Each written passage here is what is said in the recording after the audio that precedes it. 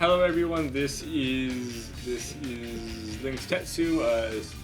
A Liam VT2 asked me to go over the stats for Armored Core 4. For some exceptionally stupid reason, half of the versions of this game which were shipped, besides having different name parts, like multiple different ways, doesn't have the pressing select to view the help to read what all of the stats do. And since they've added a ton of stats, we're going to be going over what all of the different stats are, just to help out people who are trying to figure out what it is. Obviously, anyone who's a fan of the series should know what a bunch of these are, but we're going to go over it anyway. Weight is the weight of that part. The energy cost is what the energy cost for the part is. You total all of those at the end and subtract them from your output, and then the excess is how fast you get your energy back. AP, that is your armor points, which is your health. Ballistics defense is just the new name for shell defense, which is your actual defense from physical hits.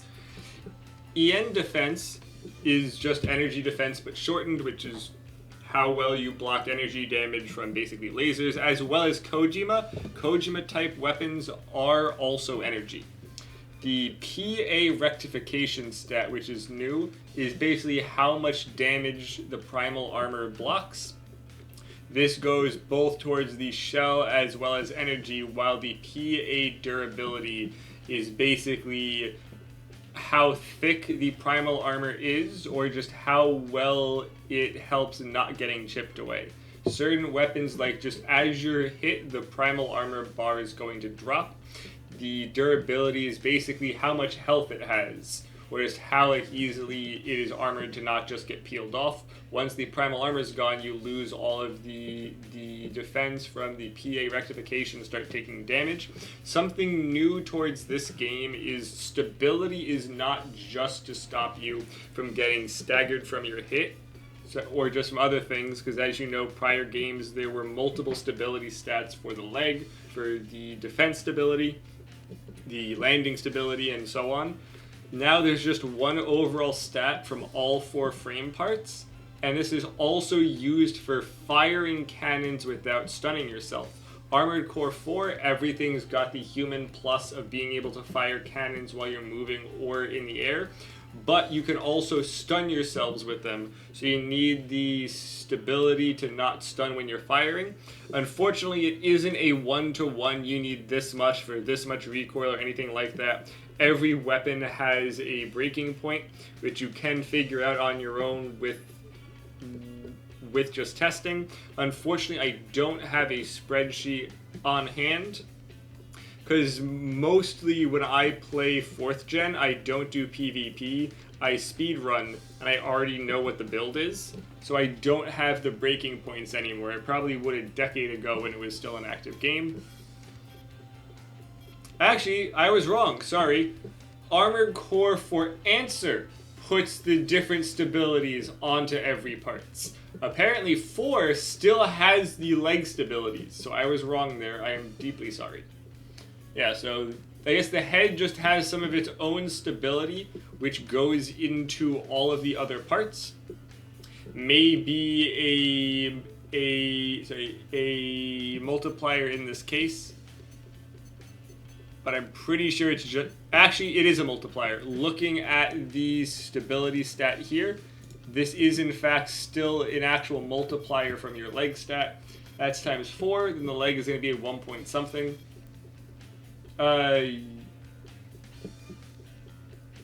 So it is a multiplier, but it's not a flat multiplier. Thank you, FromSoft. Sorry, it's been a while since I've done just base 4. So yeah, this is a multiplier stat. Have fun with that. The arms have some new stats. So maneuverability is how well the arms can move to follow their target. You will note, while the lock, instead of being a box, is now the whole screen, your arms have to follow them as well as in... Yeah, so your arms have to follow them to keep that lock, which you'll notice there's a white reticle that moves. The maneuverability for the arm is only for the arm weapons. Arm firing stability is basically this is going against the recoil of the gun to not reduce the maneuverability of the arms. Machine guns, or really, which are just rapid firing weapons which can stack recoil, as well as something very strong, can cause you to lose your lock because of that recoil too high. The aim precision is basically the accuracy of the shots. Different guns also have their own precision on them. The precision of the gun cannot exceed the precision of the arm. So basically, if the arms have 56 aim, the gun having more is not going to benefit the accuracy. EN weapon skill is very similar to the energy weapon supply of the prior games, but opposed to only being a damage multiplier for blades, it's now any energy weapons for your arms. It doesn't affect the cannon. Now legs, this is where it gets kind of stupid, because you see that there's a load as well as a load capacity. This game has a soft as well as a hard cap for weight. So you can actually notice here there is a little slit here and here for this weight. So basically, the load capacity, so load is basically how much it can weigh before it goes here. Once you end up going over the first one, you start to get some minor debuffs for being overweight. Once you go over this, the bar turns red, and that's too much. You will note that there's a difference between the total weight here and then the load it says I have. I would like to say that it's just the weight of the legs, but it only seems to be the partial weight. And I honestly don't remember why, but I'm recalling it being something stupid that I'm not going to go into at this point because I don't remember, but you don't necessarily need to know too much of that. We're just going over the general thing. No one's really PvPing on this, and this guide will get you through most of what you need. Then obviously the mobility stat is something I would almost entirely ignore the fact that it's here. But what it is that this is generally your ability to change direction and move around, and it's really just how fast you can really change your actual moving or change the inertia when you fly. Braking ability is your ability to stop. I'm pretty sure it's only on the ground. Turning ability is turning, jumping is jumping. Impact is your stability from getting hit or taking a hit. Landing is from landing and getting stunned, and firing is from you firing your weapons. Now FCS, this is all pretty simple, it's the same. Lock target max is how many targets you can multi-lock missiles. You have to hold the fire button down now. Because missiles are automatically a single lock, if you want to split it, you have to hold the fire button down, and then it'll start turning red on targets and it evenly splits. Lock speed is your regular lock speed with everything that isn't a missile. MS is missile lock speed. Lock distance is lock distance. Blade lock distance is just for your blade. Dual processing is how well you can fire two arm weapons in tandem at the same time. It's not back weapons, it's just the actual physical weapons for your arm, and it basically helps you keep lock on better. The FCS now has a built-in radar, so you don't necessarily need one in your back. Radar refresh is how many frames it takes for the radar to update, just like prior. It's a 60-frame game, so if you want it to update faster, then you can use a radar. ECM resistance is ECM resistance, same as prior games. A big note, plasma weapons in this game also cause ECM if you are basically within the ORT cloud, I'm going to call it, or just the static cloud. Now, something to note how lock speed works. I'm going to explain a complicated formula and then I'll speed it up. Basically, the lock speed is calculated by 6,000 divided by the frame rate, which, because you're not on console, an emulator is going to hold. It's always going to end up being 60 frames. which then gets you to the number. Hold on. Yeah, so it's 6,000 divided by 60, which drops the base value to it drops the base value to 100. Basically, divide 100 by your lock speed, and that is how fast your AC locks on. Like, if you're using a fully tuned In-Baloo and have 1,000 lock speed, 100 divided by 1,000 equals 0.1, which is a tenth of a second, and that is how fast your lock speed is. So like this here, because the lock speed's about 200, the lock speed is half a second. Big note on this. This means that lock speed is very, very front-loaded. Having 100 lock speed, which gives you a lock time of taking a whole second, and adding 100 knocks it to 500. Knocks it to 0.5, which is a half a second. But adding the same 100 to, let's say, 600 doesn't necessarily save that much. So lock speed is very front-loaded, and tuning can honestly get you very well with it. Now, generator, same thing. You will notice there's a Recom EN cost. This is the recommended energy cost, which is the first bar here, which is supposed to recommend how much you want your total energy to be to have this much excess, and this is the full energy. Ignore this completely. Do never focus on this stat. It's something that they tried to tell you, like, how much excess you kind of want, but that has nothing to do with any of this.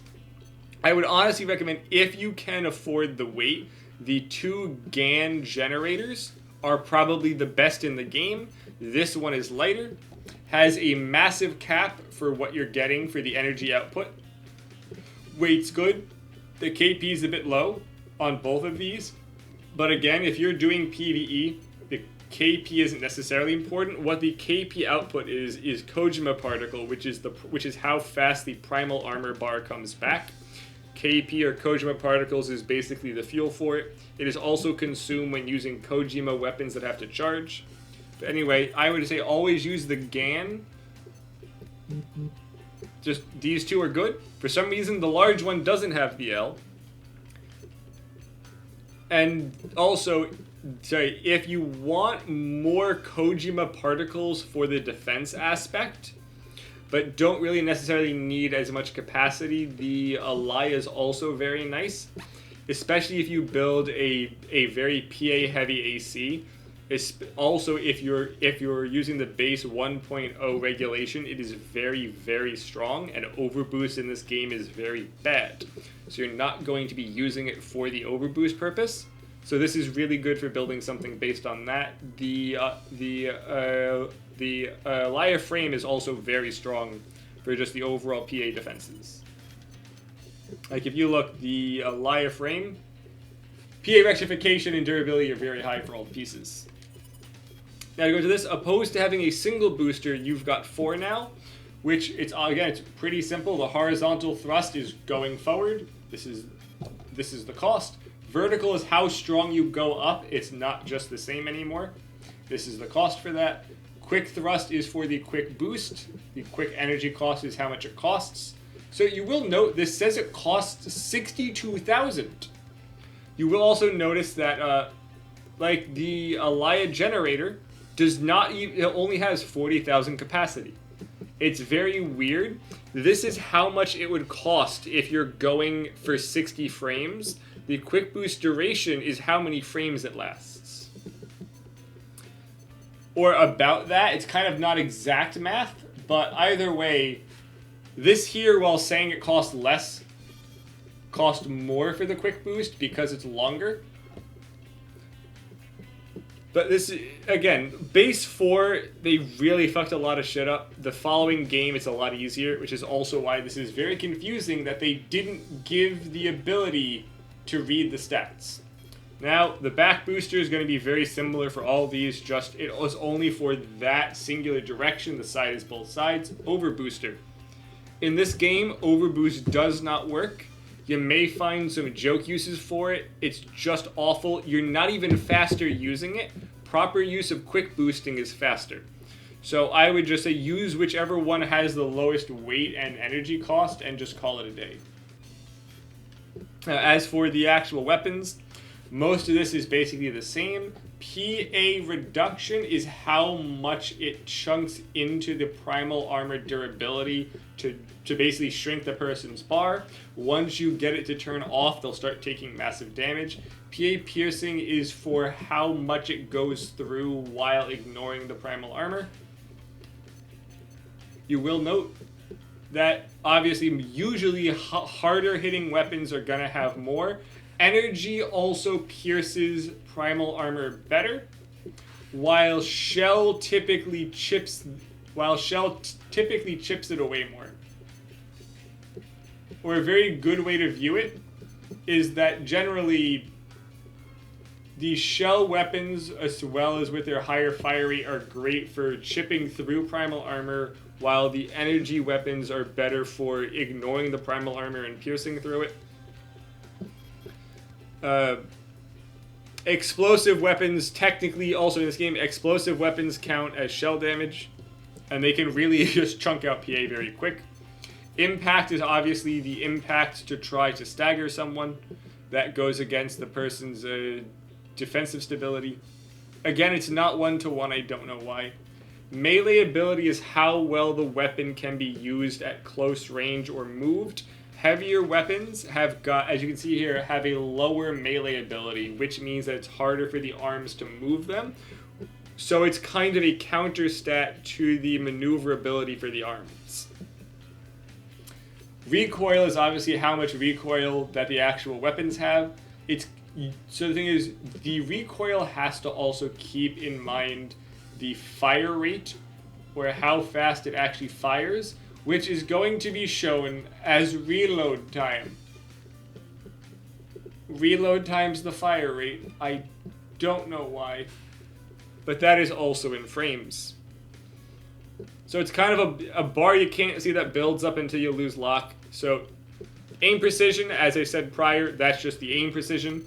Same stat as on the arm. The weapon aim precision can't exceed the arm one, or you're just not really getting as much benefit from it as you can.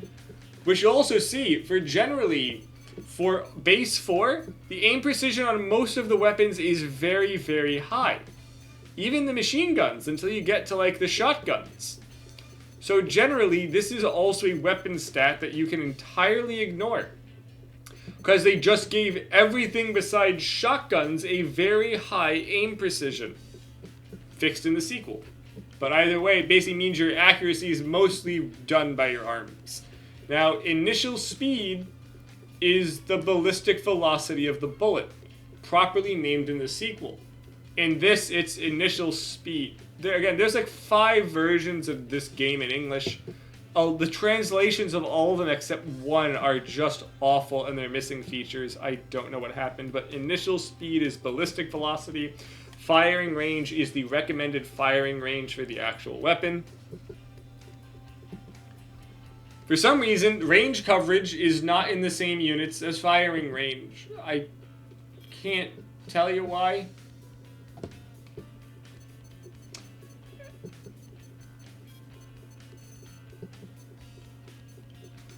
It also seems to be based on the highest range weapon you have.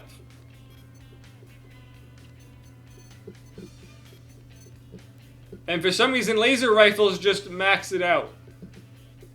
Ignore range coverage. Yeah, so besides that, there's that. So reload times the fire rate. Number of rounds is how much ammo. Simultaneous fire count is how many it fires at once.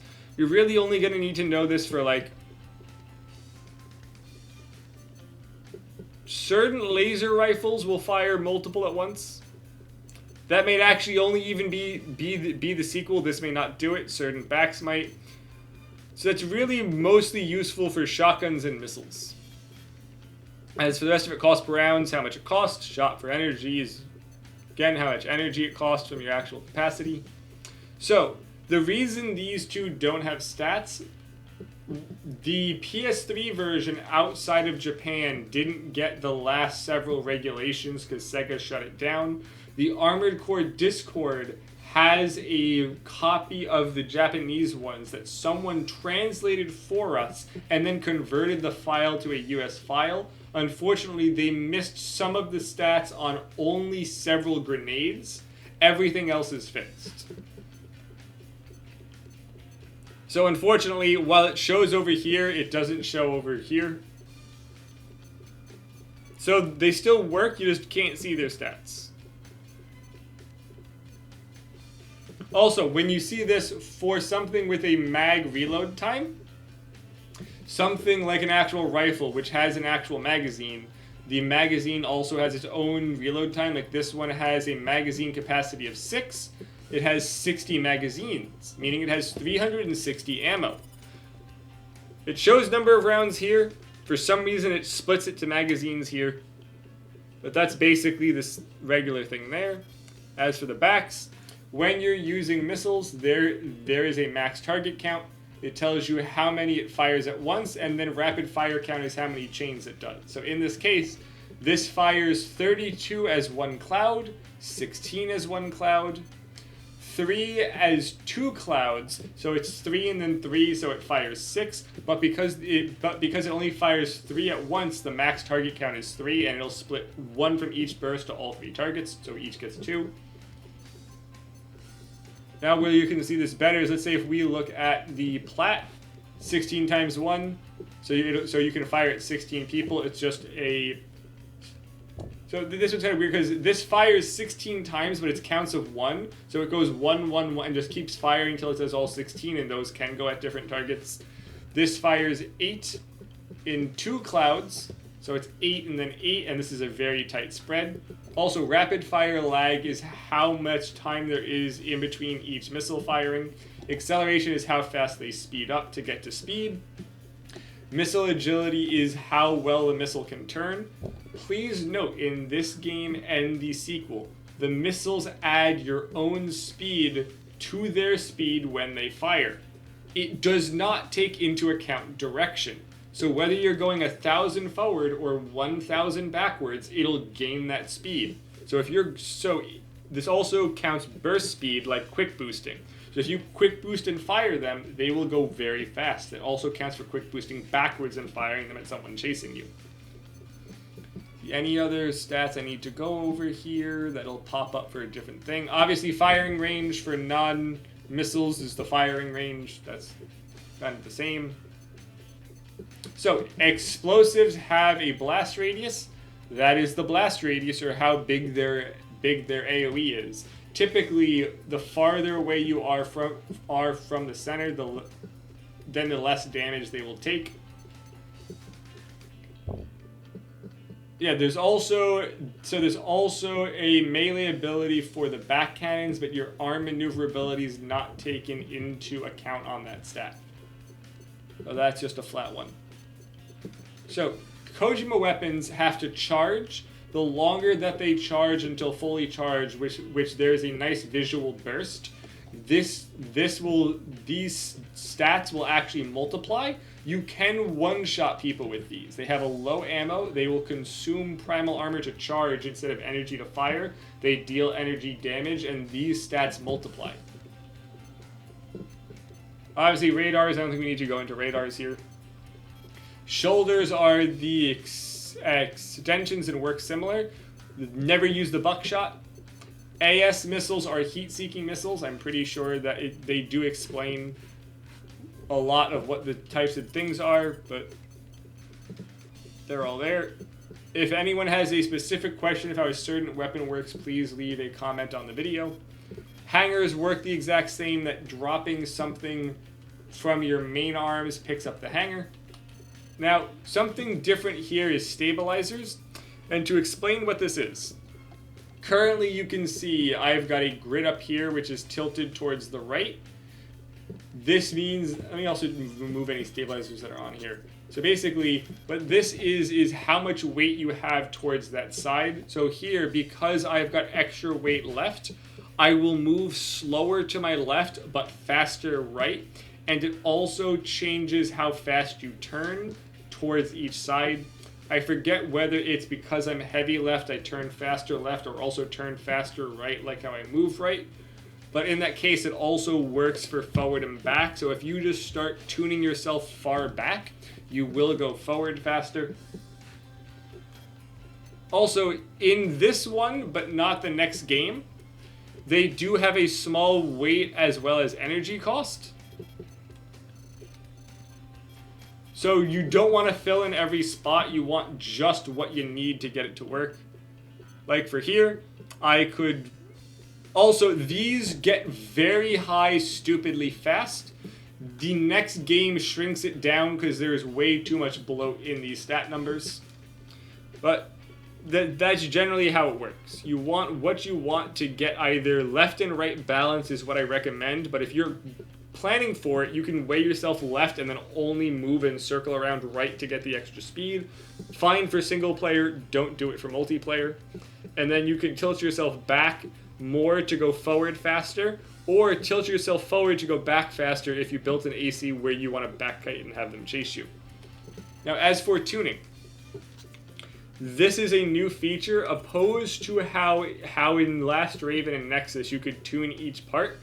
You have a total number of FRS memory to put into different fields. Each field can take up to 50 points, so you can max out 6 things. The Xbox version gives you a lot more FRS for some reason. The PlayStation one didn't. I don't know why, but anywho, very generally, every point that you put in is 0.2%, meaning 5 points is a 1% stat increase, hence why this is going up by about 320, and the full 50 points gives you about a 10% increase. Which I guess in this case here, going to 36,000, this is going up by like about 3,200, which is going to make this 5 and 2, and it kind of maths out. They may have taken slight liberties. Same for energy capacity. Going up by about 10%. It's going up by about 6,500, actually, exactly. Attack, you have energy weapon skill, which is for the energy weapons for your arms. The maneuverability is that, fighting stability, aim precision. Notice lock speed is one of those that isn't a 10%. Lock speed is multiplicative and can get you to a very nice place. Like this here is increasing my lock time from half a second to less than a quarter of a second. Almost immediately making this FCS very nice. You can also reduce the radar refresh rate, which also isn't linear 10%. And then ECM resistance, as you can see, is definitely not 10%. You can play with a bit of these. Primal armor is this is the actual rectification, which is how much you have. Considering that this is also generally following the actual 10%, the core is a good tune in case you want more. The head, arms are pretty bad, and legs, depending on which legs, like tanks and certain heavyweight legs also have a decent amount. Boost is obviously the main regular boost, as well as also vertical boost in case you want some extra airtime. This also follows the 10% rule. Special boost is quick boosting as well as overboost. Don't do the overboost, it's awful.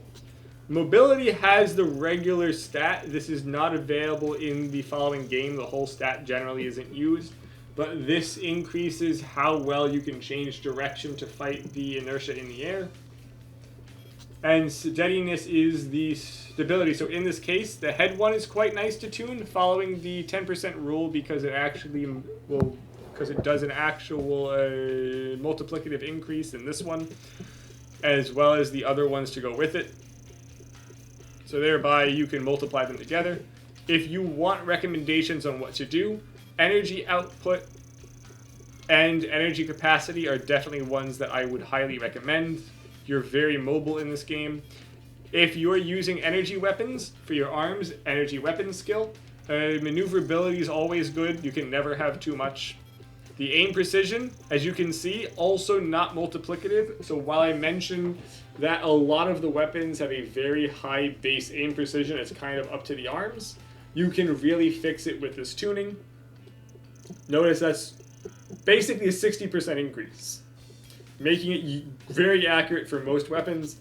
Lock speed I would also highly recommend, as you can see here. Now, depending on what you have, like the in blue goes from a quarter of a second base to a tenth of a second. Depending on what you're using, and if you're timing your shots anyway to hit, like using a slower firing bazooka, you don't need to buff it all the way for faster ones, but like this one I would recommend buffing. In blue, maybe stop at 600. Missile lock speed is also obviously good if you're using missiles. The vertical thrust is going to be very good because this will directly affect how much energy you really have, because you're going to be mostly fighting in the air unless you're using like a ground-based quad to just fast ground boost. So having vertical thrust is also directly proportional to how much energy you have. You can gain energy in this game while flying in the air. So having a higher, also if you've got analog triggers opposed to binary, meaning that it's got a range, the triggers accept a range for the boost output to kind of control how much you're doing, so that you can actually keep level and get better energy out of it without losing speed. While the quick boost also has a second stage mechanic in it that spending a certain amount of time to pull it down basically charges it to get a stronger burst. Inve from the Discord has a great video. A bunch of them have a great video for it. If you're going into PvP, definitely look it up. If you're doing single player for now, especially for base 4 and not on the sequel yet, don't bother learning about it, just learn the game. And then the other things, the quick boosts are great, forward and side quick thrust are great. The overall mobility and turning speed are also good. I would recommend turning speed almost as a plus, especially with quick turning in this game, which this one doesn't tell you about. It's really good to have it. This is also good depending on if you're a faster AC who's not relying on quick boost to dodge. It's very nice to have. You can figure out what you want. And because I also mentioned it just to go into what quick turning is, because this is actually vital. So besides the side to side quick boosting, if you're not moving around with your left stick and you're turning in quick boost, it instead of going sideways or going forward from like neutral, you turn faster. You can do this in the air. Just don't be moving sideways. While drifting is fine. Like notice I can do this and then hold the speed, I can turn. You can also quick boost and then turn during that to keep you up. This makes it very easy to keep lock on stuff, especially dodging. Let's say someone is currently just in your face close, you can quick boost right and then turn left. You can quick boost right and then turn left, and it works great. Notice that in this game, the quick turn shares a cooldown with that side quick boost because it's technically using the quick booster. Turning left uses left, right uses right. The following game, it doesn't necessarily do that. So this does bounce a bit more, but yeah. So you can use this to help keep things inside your view. Very fast turn. It's basically like the quick turn extensions from the prior game. So that's really everything that I have here to say about what the stats do. I'm sorry it's so long. I just did this off the cuff as always because someone asked, and I wanted to make sure that we really covered it. Just everything. If there's something I missed, any questions, please feel free to ask, and I'll do my best to answer them probably within the day. So thank you very much, and I hope you guys have a great day.